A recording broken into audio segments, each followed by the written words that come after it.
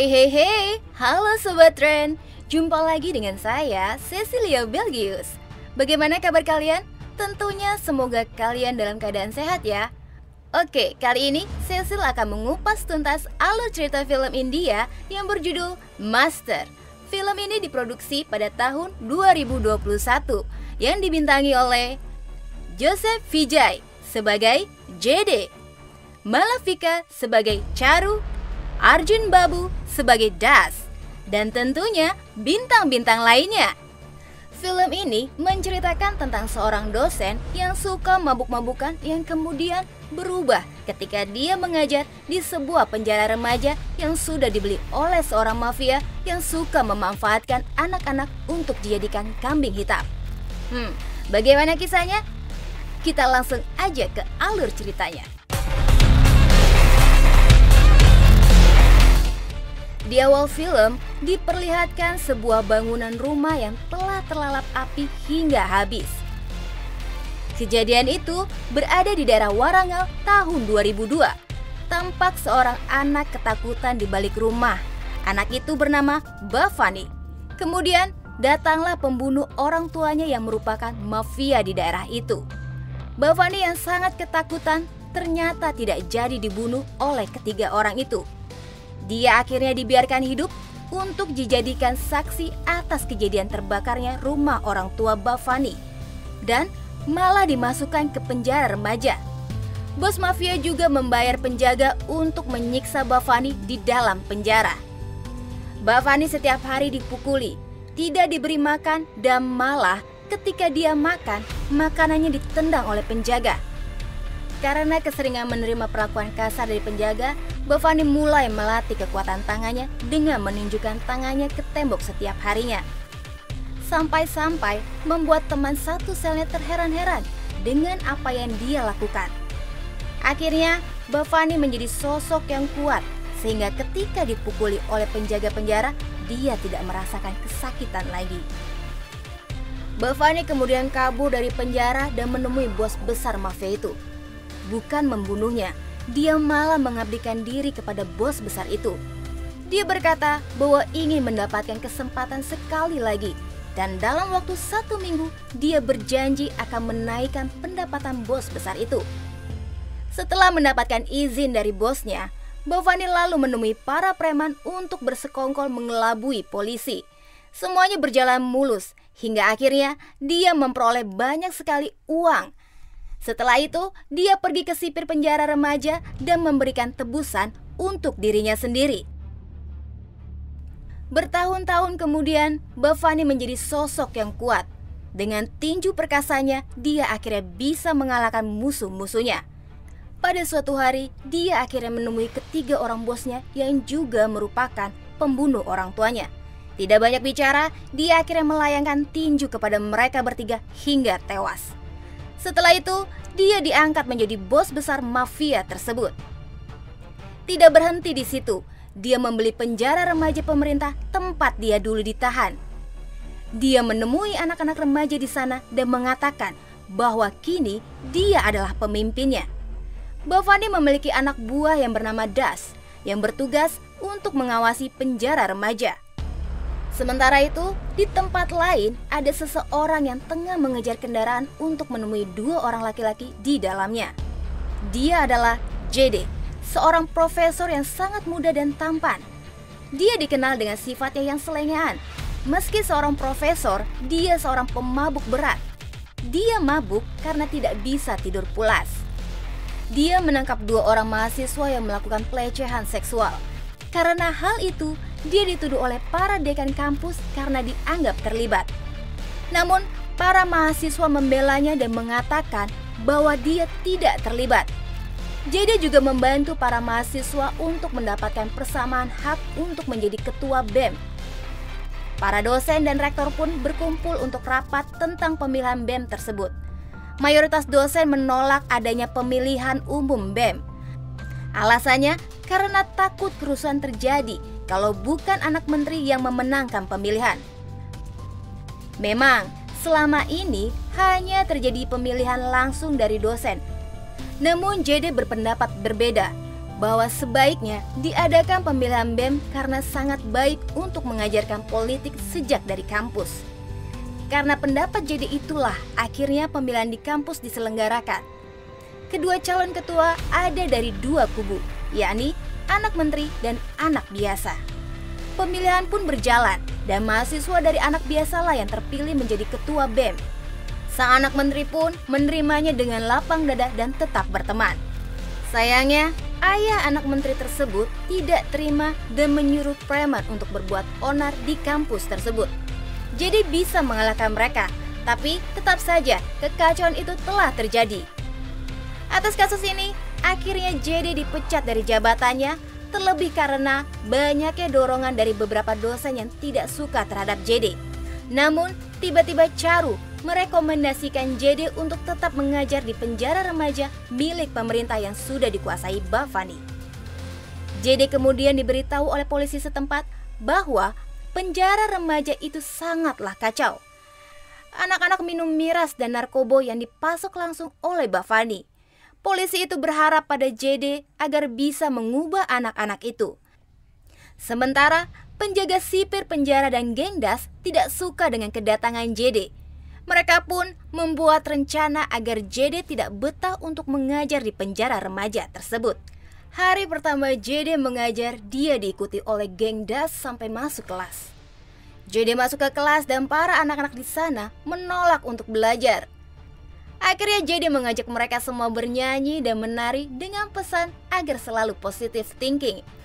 JD akhirnya mampu membuat anak-anak itu senang, sementara das dan gengnya melihatnya dengan sinis.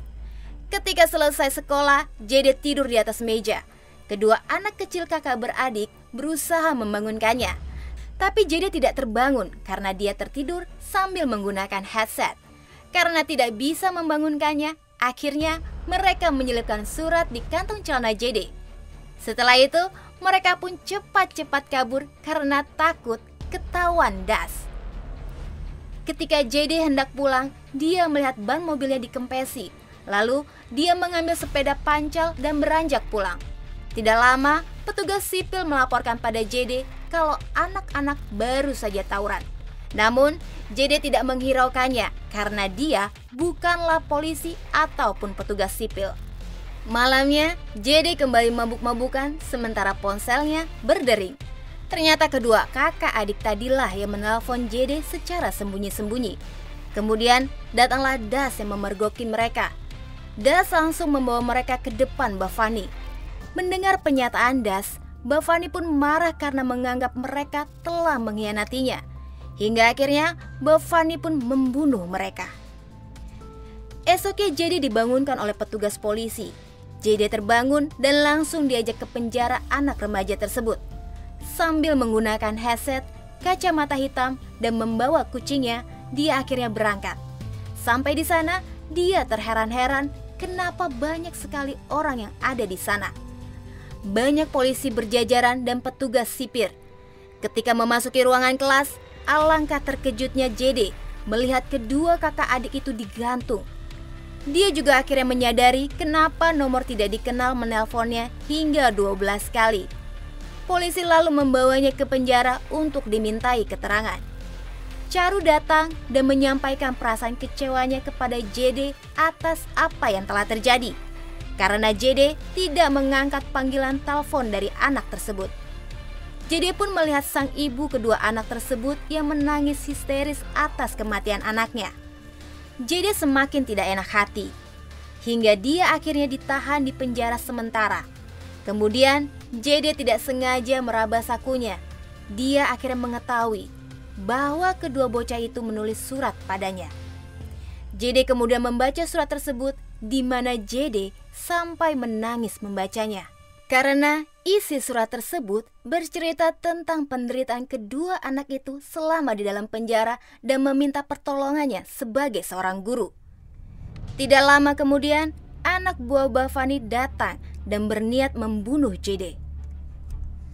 Sebelum itu, salah satu dari mereka mengejek isi surat tersebut dengan mengambil surat tersebut sampai surat itu sobek. Akhirnya, JD mengamuk dalam penjara lalu memukuli mereka semua tanpa ampun. Sementara itu, Bhavani yang sedang menghajar musuhnya menerima telepon dari JD. JD murka kepada Bhavani karena telah membunuh kedua anak itu. JD bilang bahwa dia akan memburu Bhavani. Namun, Bhavani justru menantangnya dengan mengatakan, "Aku menunggumu." Esok harinya, JD datang ke sekolah dan melihat kembali tempat kedua anak itu digantung. Meski diejek oleh Das dan satu gengnya, akhirnya JD bertindak dengan mencari informasi soal penjara tersebut. Mulai dari warga, petugas sipir, hingga ibu kantin yang tinggal di situ. Ibu kantin penjara menjelaskan bahwa narkoboy dan miras dibawa dari luar ke dalam penjara oleh beberapa sipir bayaran Bhavani. Jadi akhirnya memutar otak bagaimana caranya untuk mengubah anak-anak di sini. Hingga akhirnya dia mengubah dirinya sendiri menjadi lebih baik. Dia berhenti mabuk-mabukan dan menemui ibu dari kedua anak itu sembari meminta maaf. Akhirnya JD berangkat ke penjara dengan penampilan barunya, yakni lebih rapi. JD pun menjadi lebih tegas terhadap anak-anak itu. Dia juga bersama pihak sipir penjara merazia barang-barang milik penjara anak-anak itu. Semua miras dan narkoba yang ada di dalam situ akhirnya dibakar semua. Dia juga menyuruh para petugas sipir untuk mencukur semua rambut dan jenggot anak-anak di sana, menyuruh mereka mandi dan bersih-bersih. Malamnya, Das berantem dengan seorang penghuni remaja lain sehingga terjadilah keributan. JD diberitahu bahwa penjara belakang belum dikunci, sehingga dia berlari untuk mengunci pintu penjara belakang. Namun ketika hendak mengunci pintu, dia diserang oleh anak buah Bhavani dan lagi-lagi JD bisa mengalahkannya. Hari berikutnya, JD menyelenggarakan pertandingan kabadi. JD kemudian mendatangi seorang anak yang bernama Unyaldi. Dia langganan kalah dalam permainan itu oleh kelompok Das dan pastilah akan disuruh-suruh. JD menyemangati anak itu untuk lebih berani dan berpikir positif. Unyaldi akhirnya bangkit dan menantang Das. Dia mengajak JD untuk turut bertanding dengannya. Akhirnya mereka berdua memenangkan pertandingan tersebut. Sementara itu, di lain hari, Charu sedang berjalan, tiba-tiba dikejar oleh anak buah Bhavani. Charu meminta tolong dengan menelpon JD. Kemudian Unyaldi menyuruh JD untuk video call saja dengan Charu. Ternyata anak buah Bhavani mengenal Unyaldi dan akhirnya berhasil menyelamatkan Charu. Karena kesal dengan ulah Bhavani, akhirnya JD mencari tahu preman mana saja yang merupakan anak buah Bhavani.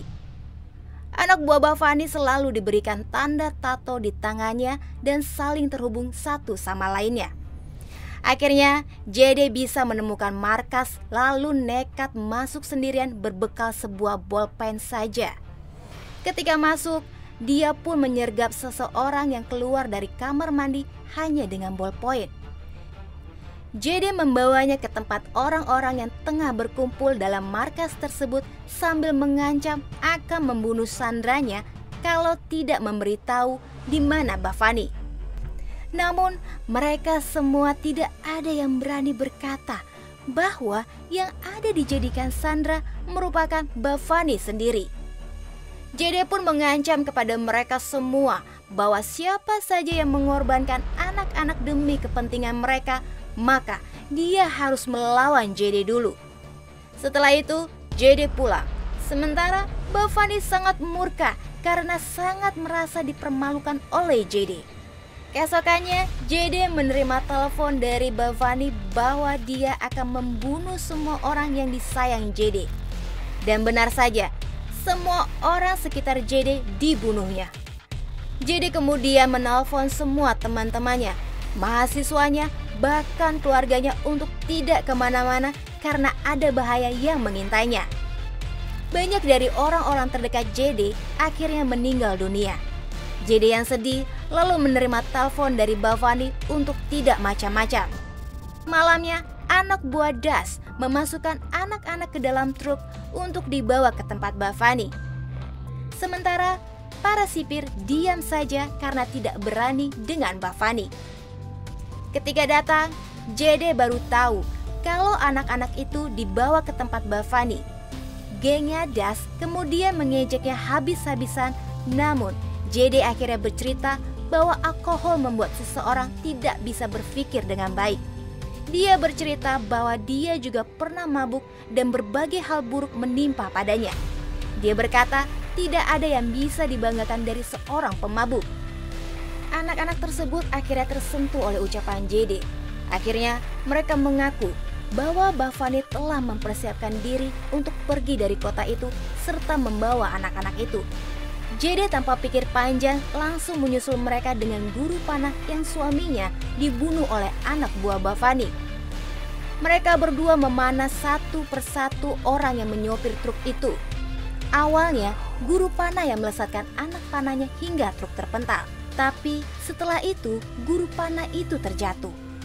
Tapi JD bisa menyelamatkannya hingga akhirnya JD yang melesatkan anak panahnya. Sampai salah satu truk itu terguling dan ternyata sopirnya adalah Das. JD kemudian meyakinkan Das bahwa dia telah berada di jalan yang salah. Dia juga mengatakan bahwa Das telah dimanfaatkan habis-habisan oleh Bhavani dan akan dibunuh setelah ini. Das tidak langsung percaya dan tetap berangkat ke markas Bhavani. Kemudian benar saja, Bhavani langsung menyuruh anak buahnya untuk membunuh Das. Das akhirnya percaya dengan JD dan turut melawan balik truk tersebut. JD lalu menghajar anak buah Bhavani habis-habisan seorang diri. Setelah semua anak buah Bhavani berhasil dikalahkan, JD mencoba masuk untuk mencari Bhavani. Dan tak lama, JD menemukan Bhavani. Dan terjadilah perkelahian yang sangat sengit.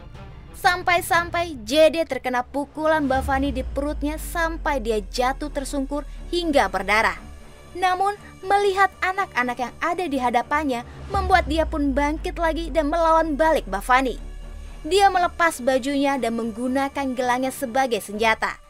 JD menyerang tangan Bhavani hingga berdarah-darah dan akhirnya Bhavani lemah. Kemudian, JD menggantungkannya seperti Bhavani menggantung kedua bocah itu. Setelah kejadian itu, penjara remaja itu resmi ditutup oleh pemerintah.